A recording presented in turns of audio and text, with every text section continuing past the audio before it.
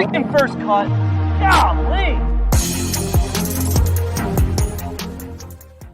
Welcome to the First Cut Podcast. I'm Rick Gehman, and this is your DFS preview for this week's BMW Championship. And joining me to break it all down, it is Sia Nejad. Sia, welcome to the rare Tuesday DFS preview record. Yeah, everything kind of went swimmingly yesterday, as it turns out, other than things getting pushed back. I enjoyed Monday golf. The winner didn't go my way necessarily, but I know a lot of people celebrated the Tony Finau win. But I'm happy to be doing this on a Tuesday. I'm fired up. We're actually going to open, it's a little bit laid back this week. We're going to open it up. Sia and I going through the board. If you have some questions, some comments, some concerns, whatever you have, throw them in the chat. We'll try to make this a little bit interactive if you are following along on YouTube right now, because we are absolutely live. While you're there, you might as well hit that thumbs up. You might as well leave us a 5-star rating and review on iTunes. Costs you nothing, and that's our currency, Sia. That's what we work with. So it is always much appreciated. Yeah, and it takes literally 1 second to do. So let's do it, folks. All right, here's what I'm going to do. I'm going to share my screen right now. Everything that you see will be from my site, RickRunGood.com. And see, let's talk course out of the gate, because that is really the big unknown. Caves Valley Golf Club, it's par 72. It's fairly long, over 7,500 yards in Baltimore, Maryland. And this is the first time we've seen it. Combine that with the fact that most of the players got there a day late. And how do we quickly assess this course? And how do the players on the grounds quickly assess this course? So we got a par 72, 7,500 yards. I think everybody sort of agrees at this point that it is going to be a birdie fest. So I think we don't need to worry about precision as much off the tee. For one, I think off the tee is going to be important, but I think the distance part of that is going to be more critical than the accuracy. And, the approach is obviously going to be important. I don't think around the green is going to be that important, in spite of the fact that these greens are relatively small. Rick, you may disagree with me there. But with that said, I'm looking for birdie makers. We talked about it at the first look show yesterday. I'm really looking for BOB gain, BOB percentage, and go from there. I kind of agree with you. So I think in general, anytime you get the 4 guaranteed rounds, the birdie makers are important. Guys like Cam Davis, who can make a lot of birdies, make a lot of eagles. I think he leads the tour in eagles. That's why I brought him up, because you get more opportunities. Those bonuses kind of go a long way. And I don't think it's going to be that easy, though. I just have the way that they pinch these fairways in to some points at like 25 yards. The pictures that I've seen early, I think the rough is fairly hairy. I think you could be into some issues here. I don't know. And then we heard the comments from Jordan Spieth saying this is kind of risk reward, which generally can lead to higher scores. It can also lead to lower scores. I'm not sold on this necessarily being a birdie fest for 4 rounds. So I'll tell you this, and unfortunately, because we don't have history here, it's really hard to definitively say, well, this is what it's going to be. But with that said, I have heard some things from people sort of on the ground, and this is a little bit secondhand, I'll admit, but most of the people that I've seen that have actually been on this course, played this course, are saying it's really gettable, especially when it comes to, you might have a couple of drivable par 4s, the par 5s. I think we're looking at a lot of potential eagles here too. So I think it's going, I don't know. We're splitting hairs a little bit here, because you might be suggesting, Rick, well, maybe the winning score is minus 14 or 15. And I might be saying, well, maybe it's minus 19 or 20. So, either way, I think it's going to be in the double digits. And I think you are going to have a lot of scoring opportunities. Okay, so that kind of leads to the question that we're kind of having here. David in the chat is bringing it up. Are we thinking distance is more important than accuracy? I tend to think it might be. See, distance everywhere is a benefit, right? It doesn't matter if it's Pebble Beach where everybody's hitting from the same spot, because when you hit from the same spot, you're hitting a shorter club in. So distance is always important, but I think I tend to lean towards accurate golfers, and I'm not sure we're going to agree on that. Yeah, I don't think we're going to agree there. I'm going to go, and again, it's, we're speculating to some degree, but I I have looked at some of the flyover stuff or some of the images too. Honestly, Rick, maybe not as extensively as you. I don't see it, and from what I'm hearing, I don't see it as super penal if you're wayward. And so I think you're going to be okay. Obviously, these are smaller greens. You're going to want to have your shot in the fairway to hit them. But at the same time, I just think length this is an unusual take for me because I'm usually the accuracy guy, but I think it's going to be distance for me. And David's follow-up question is, what is the last Fazio design? I believe that was Congaree off the top of my head. I'll have to confirm that, but I'm pretty sure it was Congaree. Let's go look at the cheat sheet here, Sia, and we're down to 69 golfers because Patrick Reed is gone. He has withdrawn. Double pneumonia for Mr. Reed, and there is no cut this week. So the 4 guaranteed rounds we mentioned, the fields continue to stay incredibly strong because of the nature of these events and how you have to qualify into them. And it leads to a massive $10,000 range. John Rahm, 11,700. Xander Schauffele, 11,1. Jordan Spieth is 10,8. Justin Thomas is 10,6. The bottom 3 are Dustin Johnson at 10,4. Brooks Koepka at 10,2. And Colin Morikawa, friend of the pod, at an even $10,000. Do you just want to start with the John Rahm discussion here? Is that what we have to figure out? Yeah, we have to figure out to Rahm or not to Rahm, I think is the first question we have to ask ourselves. So I'll say this, in building some preliminary lineups, I do think the pricing's pretty soft. And you might expect that. We have, I don't want to say that the top 69 players in the world, but certainly, you can go down to the 6K range and find some really good golfers. I think a lot of the value ends at the 7K range. But with that said, you can stack a lot of 7K guys and be perfectly fine with taking an expensive John Rahm. So I don't think I'm going to be off John Rahm per se. I mean, I didn't really like what I saw on the back 9 yesterday. But again, I mean, for however many rounds it was, 60 rounds, or I should say 60 holes, he was dominant. I mean, I genuinely think he was dominant. He just had a tough time. I think the putter got into his head a little bit. I think he got a little frustrated, and then things kind of unraveled from there. And frankly, Tony Finau kind of came out and got it too. I mean, Cam Smith had a chance there too, but Tony Finau eagling down the stretch there. I mean, he kind of got after it. So while John Rahm probably lost it, I think Tony Finau and Cam Smith really stepped up. So I'm okay with John Rahm. I don't love this range.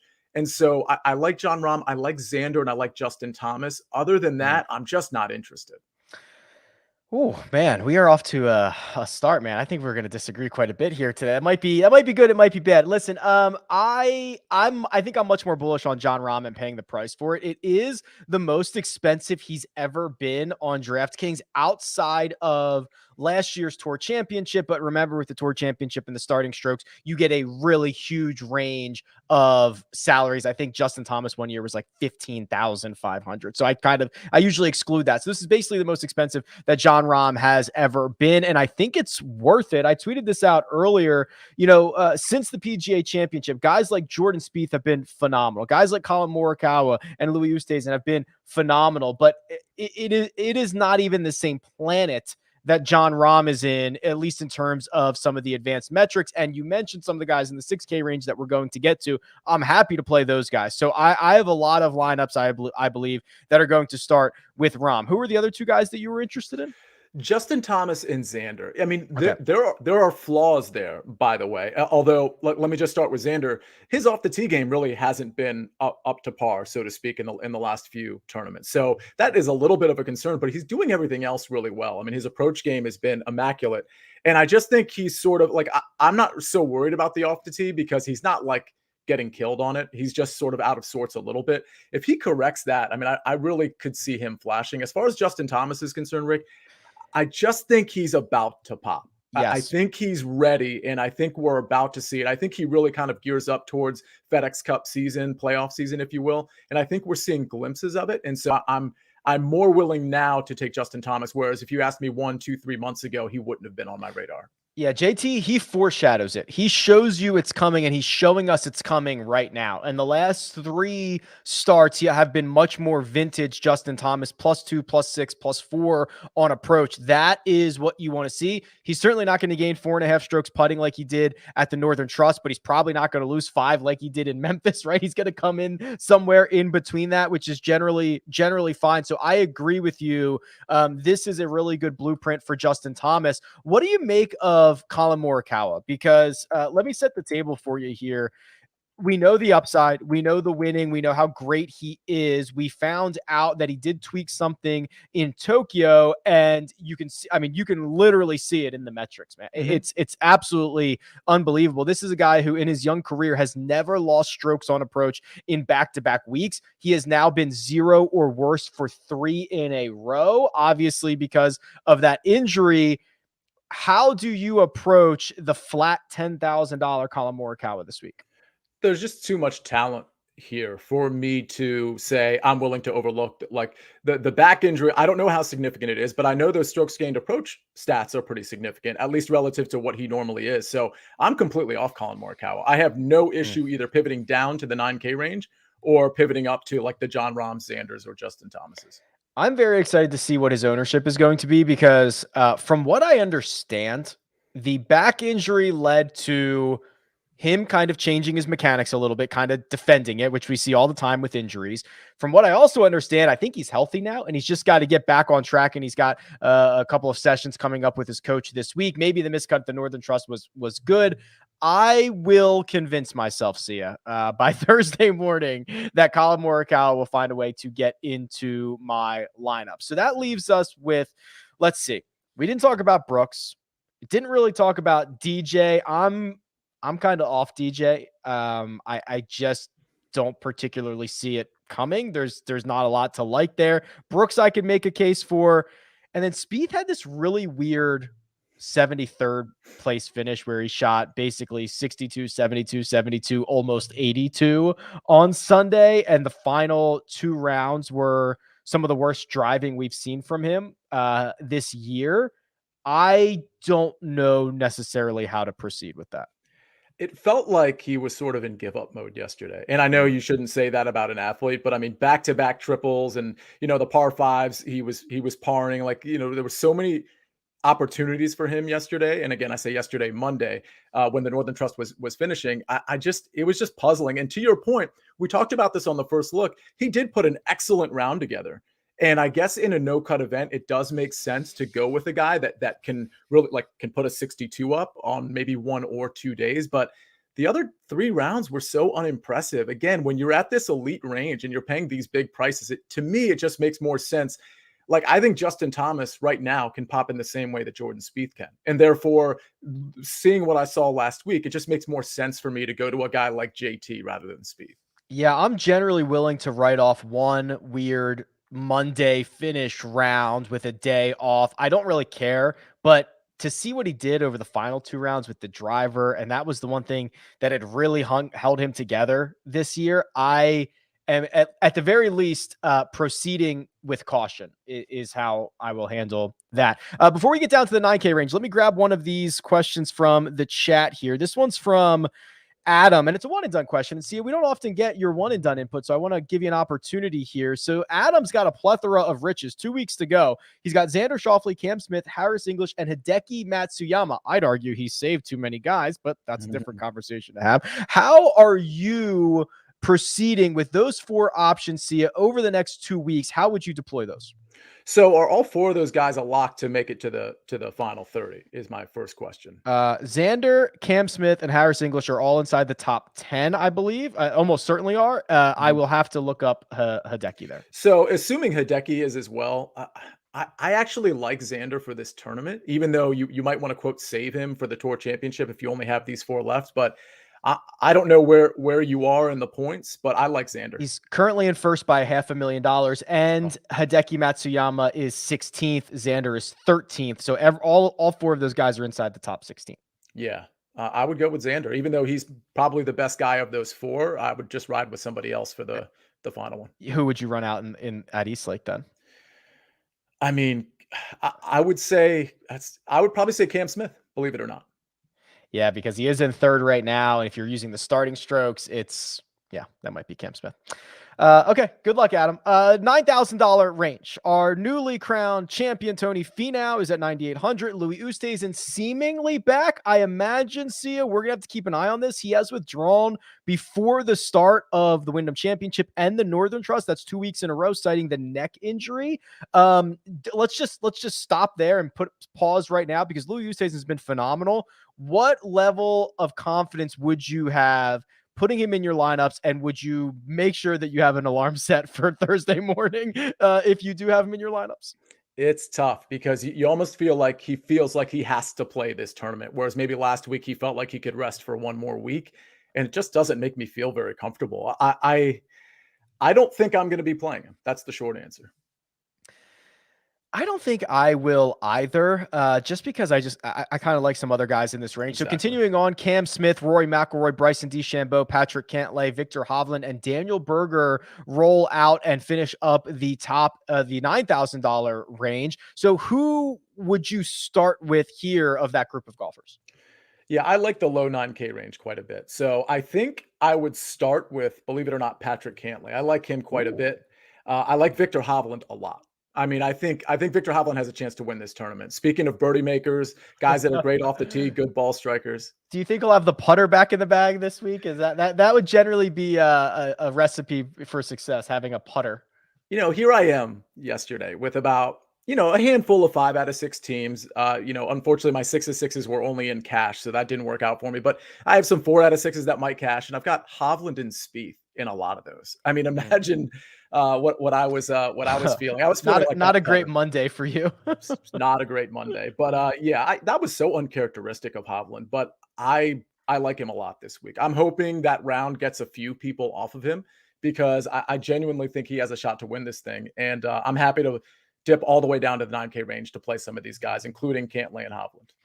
All right, so here's Patrick Cantlay, who, he's been really good. He is a constant gainer off the tee when he gets it going. He's a really good approach player. The putter is fine. He can lose 2, he can gain 2, he can lose 3, he can gain 3. That's generally a recipe for how you win golf tournaments. So Patrick Cantlay is certainly interesting. I played both, and I bet both Rory McIlroy and Bryson DeChambeau this week, and last week, excuse me.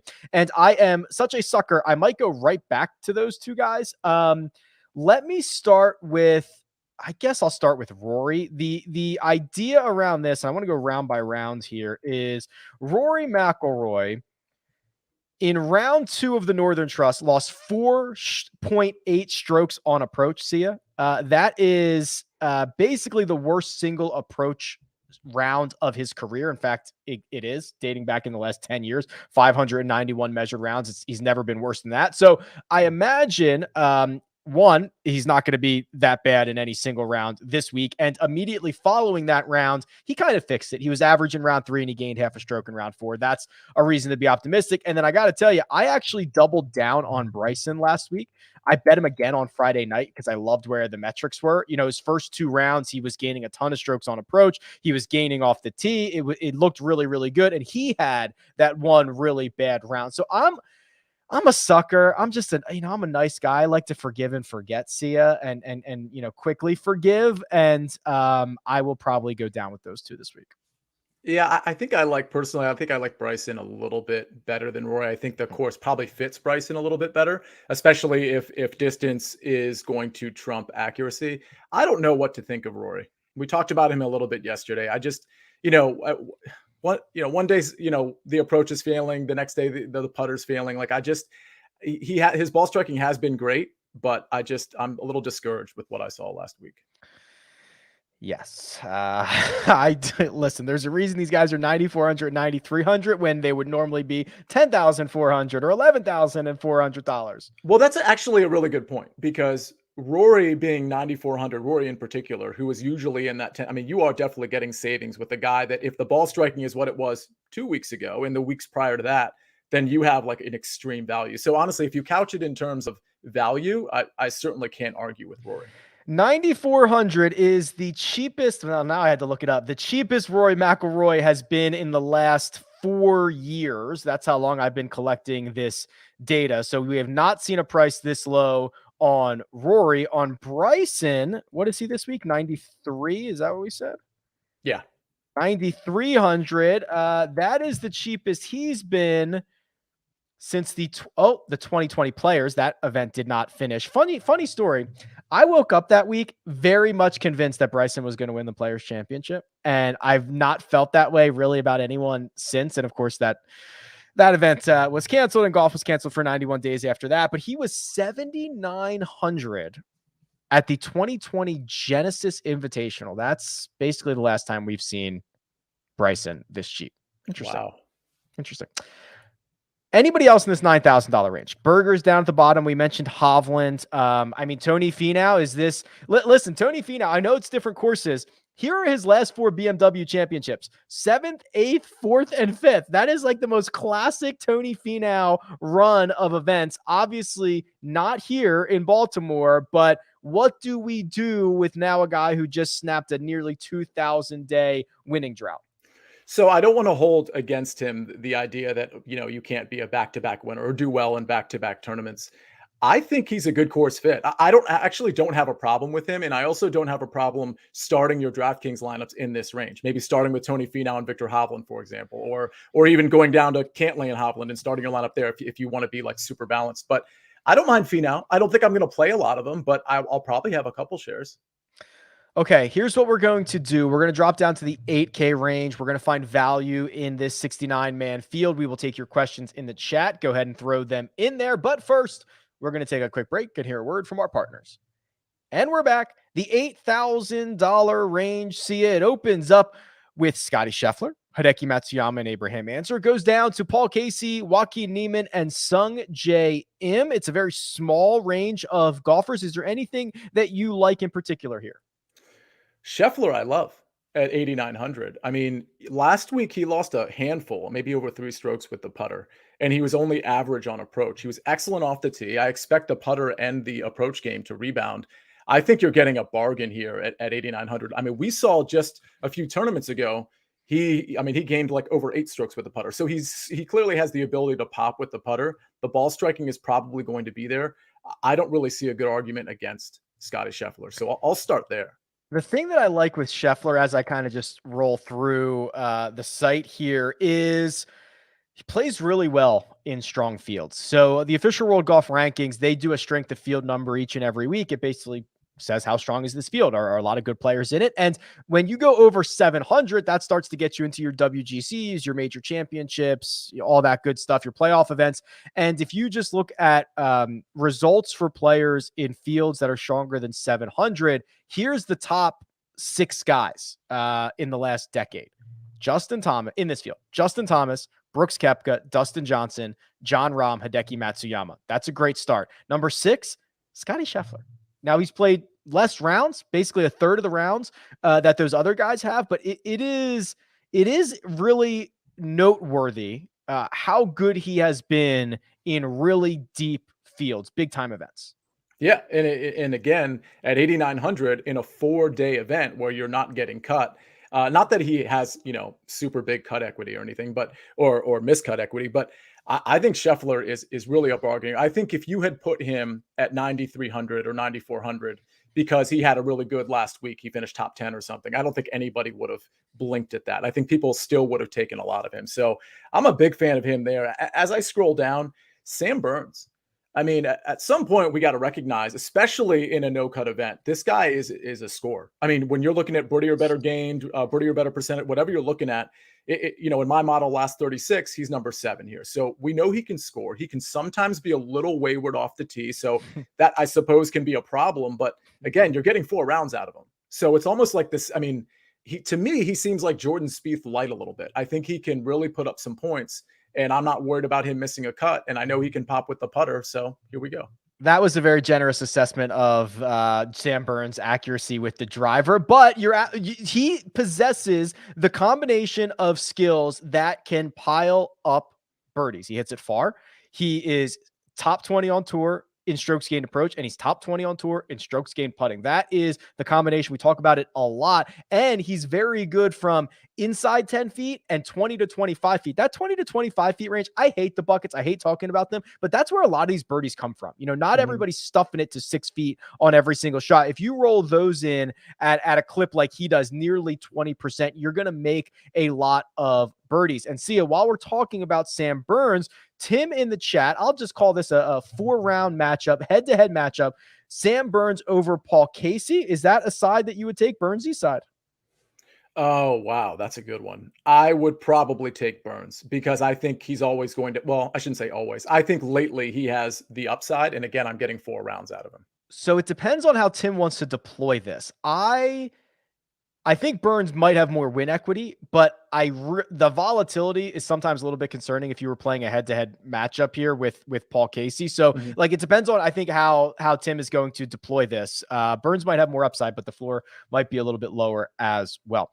The rest of this $8,000 range, Abraham Answer has made his first start since his victory. I always like to get that one out of the way. He does not have the distance of some of these other guys, but I'm very interested to see where that goes. And Sung Jae Im, I'm getting the warm and fuzzies again.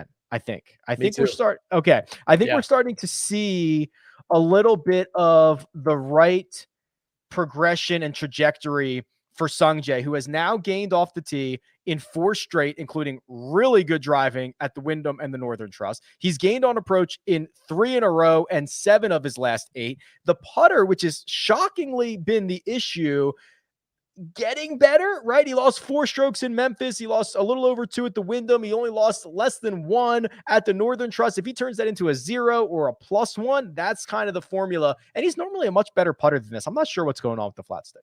Yeah, and again, he's at least getting better with it over the last 3 tournaments. So yeah, you're right. If he's a 0 putter, I'm pretty excited about him, especially at that price. And honestly, I don't think at this point Sung Jae is a super like sexy pick. So I think ownership percentage, I don't think anybody's going to be like super high owned because there's so much talent at the top and in the middle. But I don't think Sung Jae's ownership is going to be very high. And in that case, I think he's an obvious play. Well, that's a question in the chat. Who do you expect to be the lowest owned in the $8,000 to $9,000 range? So there's 1, 2, 3, 4, 5, 6, 7, 8, 9, 10. I love that everyone on the chat just watched me count to 10. 10 golfers in the $8,000 range, Sia.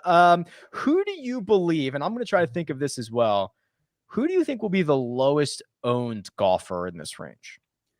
So, okay. That's a good one. There's one name that comes to mind. I haven't looked at any preliminary ownership. It's probably Joaquin Niemann. He was on my short list. He was one of the 2 I narrowed it down to in my head. Why Niemann?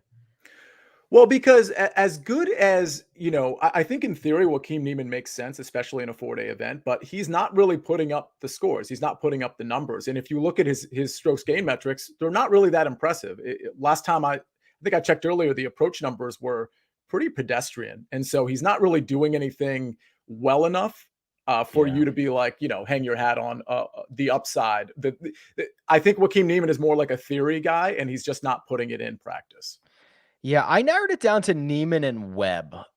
Niemann is generally, I think the community kind of moves in the same direction on Niemann. I think Simpson, a lot of people were very optimistic about. So a lot of people played him at the Wyndham. They saw that how close he came, and then played him again at the Northern Trust. In fact, he was about 12.5% owned at the Northern Trust, and he didn't really play all that well. And I just think that when you start looking at the guys around him, Connors, who made a run late, Harris English, who's kind of a safer play. And then you start to get into the bottom. Like, you could make a case for Paul Casey because he's 8,200 and because Sung Jae Im's cheaper and he saves you $100 off of Joaquin Niemann. So I think the 2 lowest are Niemann and Webb. Yeah, that's fair. I think English could potentially be in that conversation, but I agree with that. Anybody else in this $8,000 range before I move on? No, I don't think so. I mean, I think we pretty much covered I'll ask you, any thoughts on Hideki at only 8,800?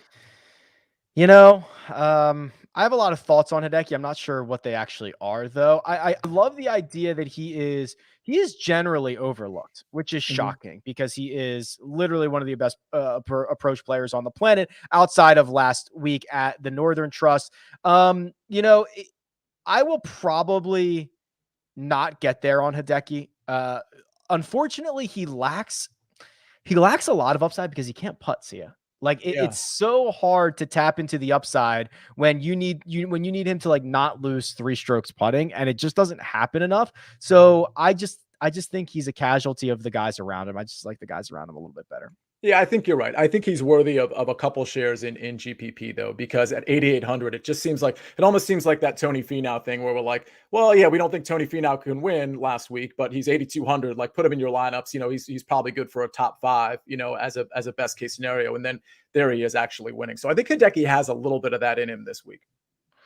Well, hopefully he does. We'll see. $7,000 range. This is a pretty sizable range considering the field's only 69 golfers. It starts with Shane Lowry, Jason Kokrak, Russell Henley. Goes all the way down to Siwoo Kim, Charlie Hoffman, Mav McNeely. There's a lot here. There's a grab bag. Young guys, old guys, guys who are playing well, guys who are not. What do you see when you start to assess this $7,000 range? So the first name that jumped out at me, there were 2 names that jumped out at me at the top. One was Shane Lowry, who I was on pretty heavy last week, and that pretty much worked out. You know, not the best Sunday, but he was solid like he's been lately. The next name though was the name that my eyes got really big. And then I looked at the metrics and I'm like, wait, what's going on with Jason Kokrak? Jason Kokrak. I knew you were going to say this is shocking. This is a really stunning turn of events for Kokrak, who, okay, what do we know about Kokrak here in 2021? That he's been a very good driver of the golf ball, and he found this magic putter that led him to what, 2 victories this season? Mm-hmm.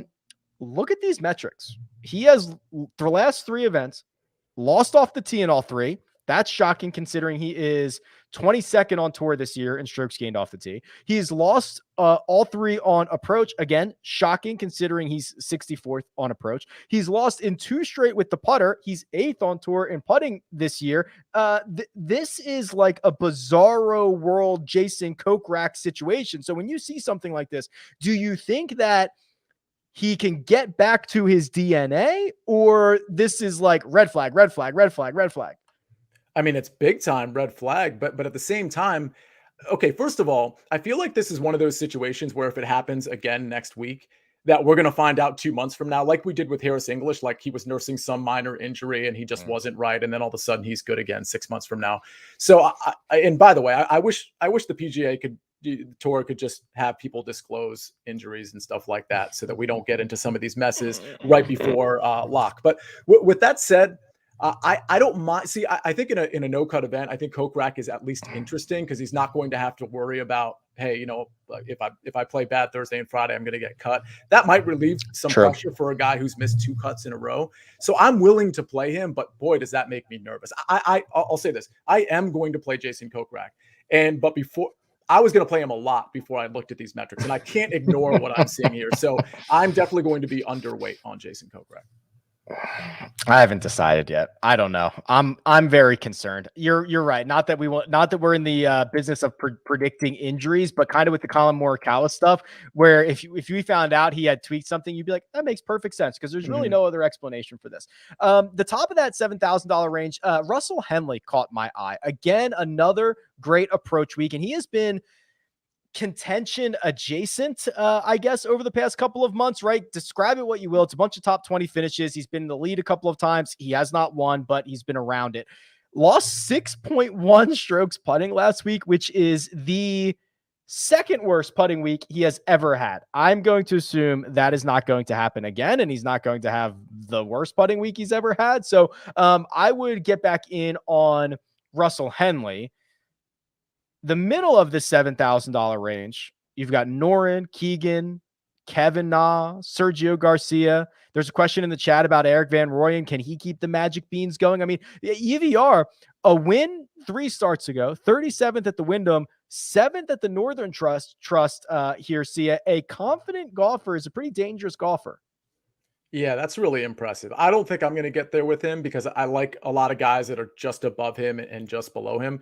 I don't have a problem with it, though. I mean, I wish I was on him last week. I certainly wasn't, and he would have completely paid off. But wow, gaining 6.76 with the putter, that's not super promising. It's also, that's we don't have the advanced metrics because they don't exist from the Barracuda, so we don't know how he won that. But This is not all that of an encouraging stat line. That's 6.7 that he gained on the putting surface last week is the most he's ever gained in a single event, which is not sustainable. I mean, I'll losing over a stroke on approach, it ain't great. So it is certainly not. Okay, is there someone here in the mid or low $7,000 range that would catch your attention? Yeah, so did we talk about him? Maybe you talked about him in the same breath that we were talking about Charlie Hoffman. I think we were talking about Keegan Bradley a little bit last week. I like him. I mean, he gained with the putter last week in a pretty significant way. So I don't think that's necessarily going to happen again. But then again, his ball striking could improve too. I mean, Keegan took some time off before the Northern Trust. And I saw some clips of some interviews. He really, in the interview, he really expressed like he needed that time off. He was really, really tired, and he, was coming back refreshed into the FedEx Cup playoffs. So I think we're catching Keegan in sort of an upward trajectory. And I don't mind, even if he's a zero putter, I think the ball striking could improve. And I think he's got a chance here to really pay off his price. Catching Keegan, that could be like the Saturday night headline or Sunday morning headline as he's like 3 clear of the field, like catching Keegan. Like who's gonna, I don't know. I'll work on that. Thank you. The Charlie Hoffman the $7,000 flat is kind of interesting. His stat line last week was much more reminiscent of what we saw from him in April and May, which I think is kind of intriguing. Let me go through a couple of questions here before I move on to the $6,000 range. Do you have any strong thoughts? This is from Ethan on Johnny Vegas or Kevin Streelman at the bottom of the $7,000 range. Vegas missed the cut at the Northern Trust, 15th place finish at the window. Before that, he had played well. And then Kevin Streelman made the cut last week, finished 64th. Yeah, I personally love Johnny Vegas at that price. And I don't really mind the miscut. I mean, he lost off the tee, which is super strange. He's normally just a complete beast off the tee, and he's usually really good on approach. He gained on approach, but not in a significant way. He really lost. He didn't make the cut because of his putter more than anything, but I expect the ball striking numbers to really rebound. I expect the putter to be 0, if not better than 0. So I think coming off a miscut, you're getting a ton of value with Johnny Vegas. And then John asks an interesting question that I always kind of wrestle with myself. He says, do you consider previous performances at this event, given the levity, the strength of this field, or even though the course changes every time, or at least, we're going to Caves Valley here. So this is the good about it, Sia, is same time of year, same field, strength field. The cons would be that we've never seen anybody play this course before. Yeah, so I don't really look at previous courses. Previous tournaments if they're on different courses. So I'm not really going to pay attention to that. I think there might be something to be said for people who are sort of like gearing up for the FedEx Cup playoffs and starting to play better. I think Justin Thomas kind of fits into that narrative. I think guys like Webb Simpson might fit into that narrative. Some of these stars, I mean, that's a little bit of narrative shopping there, but I'm not really looking at course history much. All right, let's go down to the real value in this field, the $6,000 range. And these are some familiar names. It starts with Cam Davis, Mackenzie Hughes, goes all the way down to the min-priced quartet. That's 4, right? Tom Hoagie, Robert Streb, K.H. Lee, Hudson Swafford, Sia. What do you take from this range? I wish I could pick out I love picking out a min price guy. I have one. Is it Robert Streb?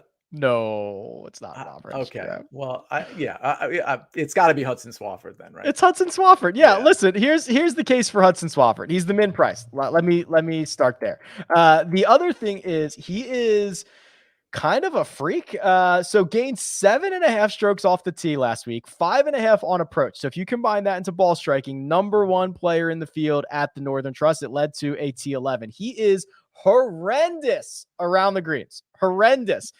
His putter is almost as bad, not as bad, but listen, you get 4 rounds from a guy who can ball strike the heck out of it, who is fairly long off the tee on this fairly long course. He offers you the flexibility to roster literally anybody you want.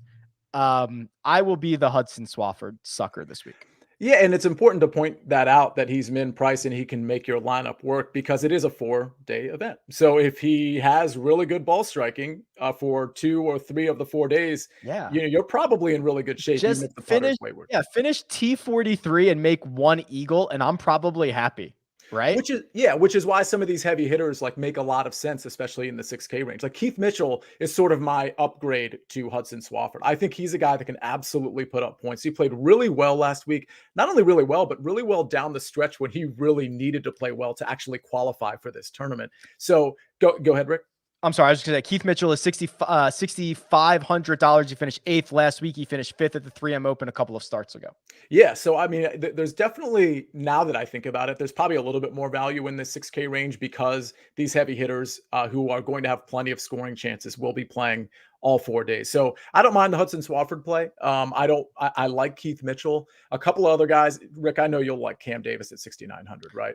Yeah, I mean, you want birdie makers, you want guys that can make eagles. I'm pretty sure Cam Davis leads the tour in eagles. I'd have to confirm that, but it is, yeah, you get the upside, you get the guaranteed 4 rounds. I do worry a little bit, and this goes back to our original conversation. Like, is the rough going to be penal? That if we can answer that question, it answers the Cam Davis question a little bit for us. The more penal the rough becomes, the less you can like Cam Davis because he sprays it all over the yard. The less penal the rough is, the more you can like Cam Davis. So as we get reports and maybe some visuals of Caves Valley over the course of the next, I was going to say a couple of days, but really like day and a half, that, that's going to be noteworthy. So yes, you're never going to hear me complain often about Cam Davis at a good price like that.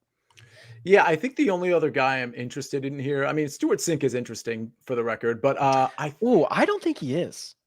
Let's look at the metrics. All right. So here's my hot take on Stuart Sink is that the 48-year-old has run out of gas in the super season. I just think since his win, so since the win at the RBC Heritage, he has one finish inside the top 30. It was last week at the Northern Trust where he gained 7.6 putting, his best performance in a decade.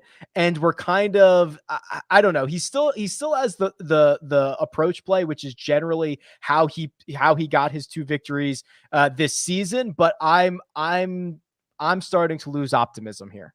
Yeah, that's fair. That's fair. You've talked me off of Okay. Stuart Sink. That was quick. What else you got? What else can I throw some cold water on? Here's a guy I want you to. I kind of want you to let me know if you like Aaron Wise.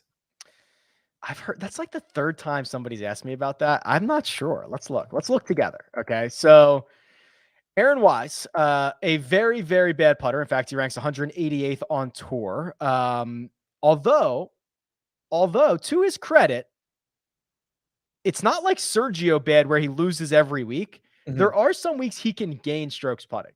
2.8 at the Wyndham, 2.5 at the Memorial, 3.5 at the PGA Championship, 2.5 at the Honda.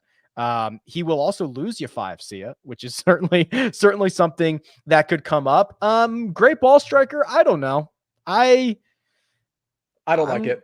I'm not that excited. Yeah, you've talked me off of that one too. See, I'm really glad we do this show. So that's 2 guys. Who else you got? Let's go. The truth is, and I said this at the front end of the show, I don't really like the 6K range. And we did discuss a few guys that I do like Hudson Swafford makes sense. Keith Mitchell, Cam Davis. Outside of that, a lot of these 6K guys, I just don't know that they're going to do the job for you, even though they're going to be playing 4 rounds.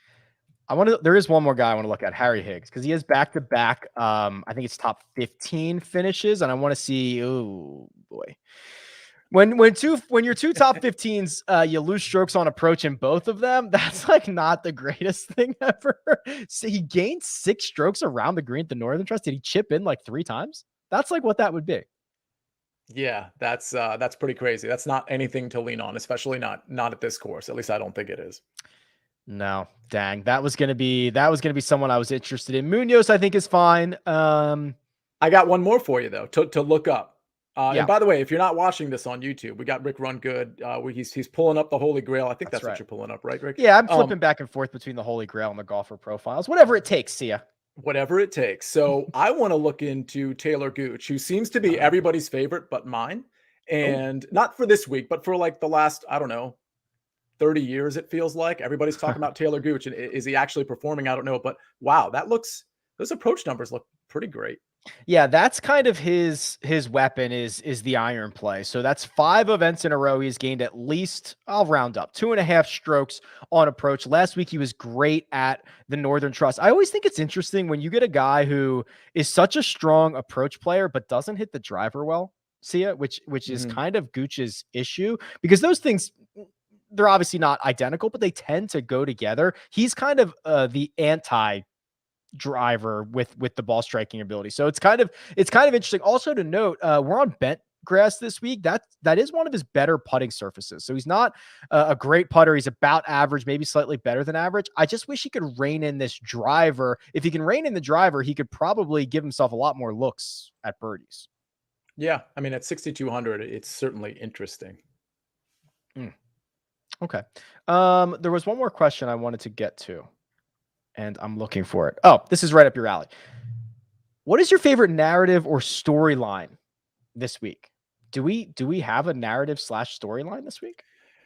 Ooh, well, we can certainly come up with one. I mean, man, at some point, I wish Bryson and Brooks would get grouped together. By the way, that would be a fun story. I don't think there's any real storylines. I mean, usually what I would think of in that regard is somebody like really needing a win, somebody to break out, who's just like in. We already had that Tony Finau last week. So that is there anybody from Baltimore? Jordan Spieth and his Under Armour connection. I guess that doesn't really count. Man, that's tough. Producer Jacob's always good at these. I'm staring at the chat to see if he drops any in there, but I'm not sure if there's any storylines or narratives this week. Storylines for this week? I mean, you got sort of the rematch between Jon Rahm and Dustin Johnson. They were number 1 and number 2 last year at this tournament, and now this year it's flopped. So Rahm has 1, DJ's 2. I mean, I'll take it. Yeah. But that's not interesting because DJ's in a slump and, Rahm's on top of the world right now. Who needs a win the most? Like, not like FedEx Cup, but like whose career needs a win the most this week? Scheffler? Yeah, now that Tony's won, I feel like Scheffler's that next guy up as far as who you need to see to win. Tony and Answer have just accomplished it in like the last 3 weeks. So how about Scheffler? Wouldn't that be the next guy? Yeah, I mean, I think if you're talking guys who need to actually like get a win, there's some guys towards the top though. Like Daniel Berger won last year, right? So, but he won this year. Didn't he win Pebble this year? Was that this February? Yeah, he won. That was in or end of January. Yep. That feels like a really long time. I know. It feels like I guess like 10 years ago. Yeah. Fair enough. I'd like to see Woosteisen win something instead of coming runner-up. But that's a good one. Rory McIlroy, I guess he's going to get there's like a chance Rory misses the Tour Championship. He's 28th in the FedEx Cup standings right now. If there's no cut to miss, but if he finished, I don't know the math, and it depends on what other people do. But could you imagine if he finished like 51st this week? He's probably going to miss out, right? Right. Would that be the first time ever, Jacob? Has he been in the Tour Championship every year? I think since joining, I can't imagine. I mean, he's been in the top 15 of the. He just dropped out of 15 of the world for the first time since 2009. So I have to imagine that tails in with him being at the Tour Championship. I would have to imagine that as well. And this is really, I mean, there also is the idea that these 4 rounds are going to decide what the start is for next week at the Tour Championship, which is even more, as we've seen. This is what, Jacob, the 3rd year they're going to do the starting strokes, right? Yeah, this is 3rd year of that. Like, they're very, very important. Like, starting 8 under or starting 2 under is the difference between like your chances of winning the Tour Championship or not. So there's going to be a lot of shuffling and a lot of things that matter all week long. I kind of like this. So I don't have a narrative going in, but I do want to reset the same thing I said at the front end of answering the question, which is This course seems to fit Brooks and Bryson pretty well. Again, we don't have all the information, but I would love to see those two guys battling down the stretch and contending on Sunday. I think that would be really cool, and the ratings would be amazing. The smaller field we get, like the closer we get to it. Like, come on, like there's like once we get down to 30, like there's gotta be just get these guys together. Jacob, is that a Wawa Cup? It is a Wawa Cup. Yes, I love it. I love that. I guess another sort of going back down narrative street. How much do you sort of weigh, guys who are on this bubble of the top 30 line? I mean, is that an indication to maybe play this 31 through 37, 40 range more?